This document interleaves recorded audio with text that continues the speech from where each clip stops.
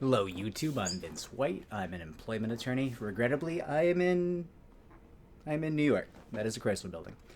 At least the weather's better. At least it's not so hot in New York anymore. And we are answering questions from YouTube users, publicly posted questions, getting folks the answers they need from an employment attorney. We have a question today from YouTube user Al D, who I think this was posted today. I think this is posted in our video that we posted this morning about quiet casing. And Al D, I think Al is a little frustrated today, so let's read it into the record. Al D says, so a company can discriminate against you where you lose everything and you have a 50-50 chance of winning a discrimination case. On top of, if you win your case, you won't win enough to make up for what they did, if that makes sense. Okay, a couple of things in there. First off, the idea that you have a 50-50 chance of winning a case is generally not going to be accurate. I'm sure there's some cases that have a 50-50 chance that are a coin flip, but probably most cases you can kind of look at and you can say to yourself, and you can't give a probability, right? This is like if you go to an attorney, you're like, what are the odds? What's the probability that I win my case? And if they give you a numerical answer, just walk out of their office because that attorney is lying, right? Like it's not, they can't give you a probability. So first off, we're engaging in this kind of thing that attorneys should not ethically be doing, giving a probability of success. But I just want to address the idea of a 50-50 chance. Like it's easy to think every case is a coin flip, but that's probably not a very effective way of thinking about cases, right?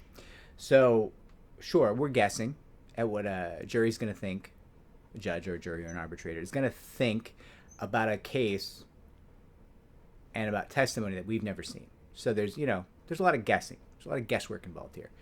But when you look at a case, or at least when I look at a case, I can say to myself, okay, I'm comfortable letting this go to trial. I think more often than not, we are successful here.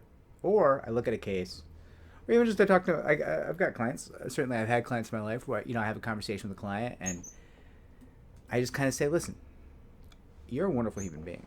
Everything you're saying is true and right and good. You're the best of the best.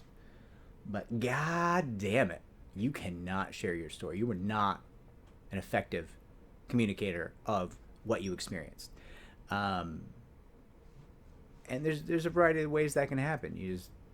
There's more ways to be an ineffective communicator than there is to be an effective communicator.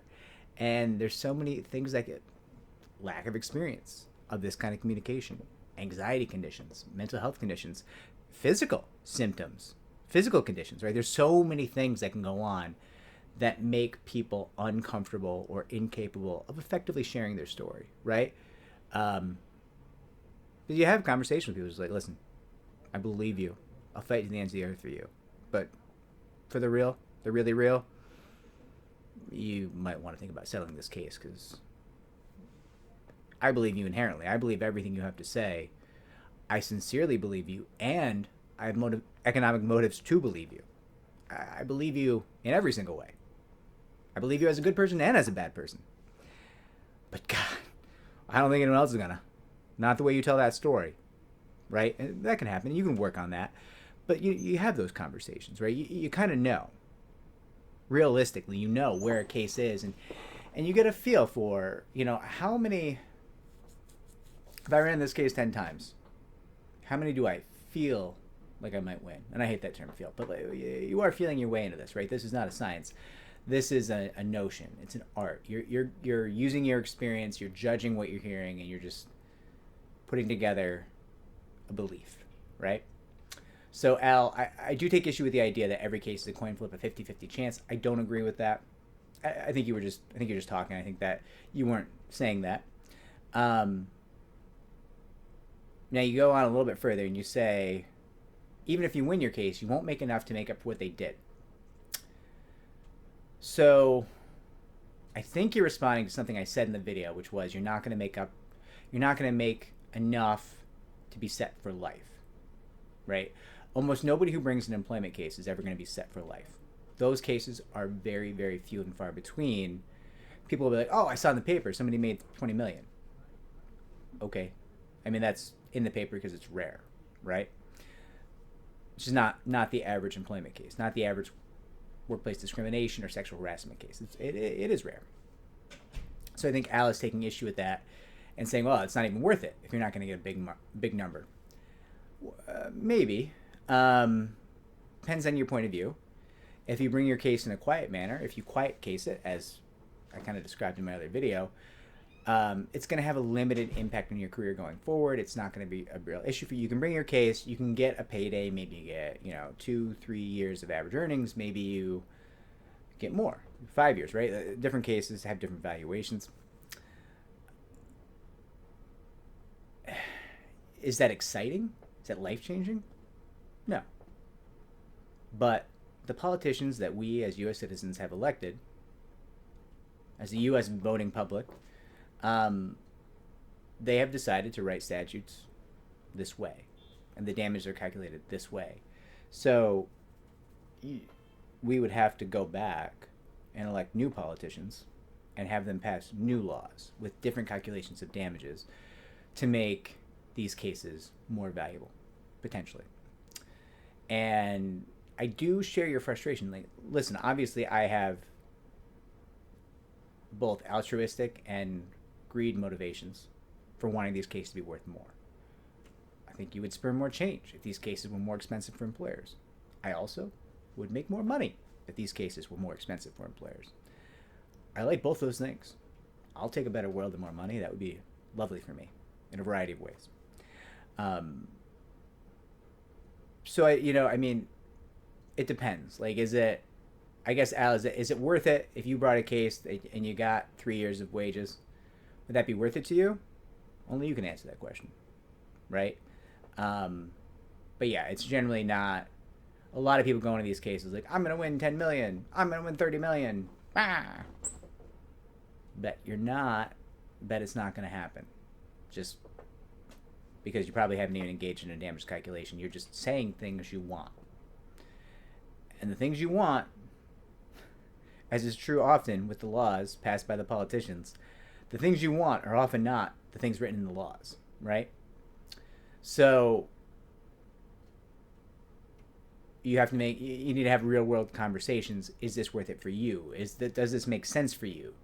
Can you be the person who fights their employer? Is it worth your time? Is it worth your well-being? Because these cases do beat on your well-being. They take a chunk out of you.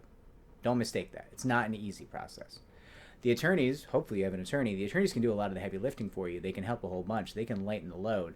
But they're never going to make you immune to the effects of this difficult process. So, Al, you raise a lot of valuable points here.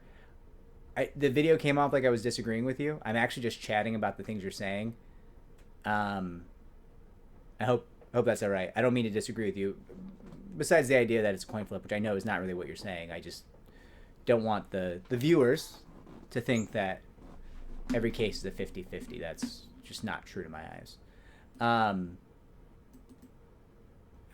if this video was helpful, like and subscribe. If it wasn't, or if these conversations are valuable to you as a viewer, let me know. I can talk about, I have a lot of videos about how damages are calculated, but I can talk a little bit more about that, and I can also speak to a lot of testimonials, a lot of things I've heard from clients. Had thousands of clients over the years, and I can share with you the thoughts some of them shared with me, right? They're ranging from the humorous to the deep and philosophical, because those are the people who went before. Those are the people who can tell you what they felt in that moment in a situation similar to what you may be experiencing. And that's going to be more valuable than my thoughts. My thoughts are built upon a foundation, an aggregate of what these people have said to me, what my clients have said to me, right? But I didn't live it. Probably never been the victim of discrimination. I probably never have, right? So, as a Caucasian representative of the patriarchy, I feel rather confident that I've never been targeted for discrimination in the workplace. But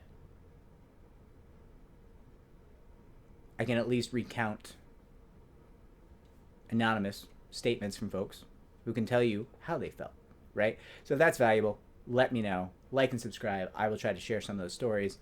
I may even try to bring a few people on who are capable, who are not subject to confidentiality or non-disparagement provisions or anything like that, who could speak to you.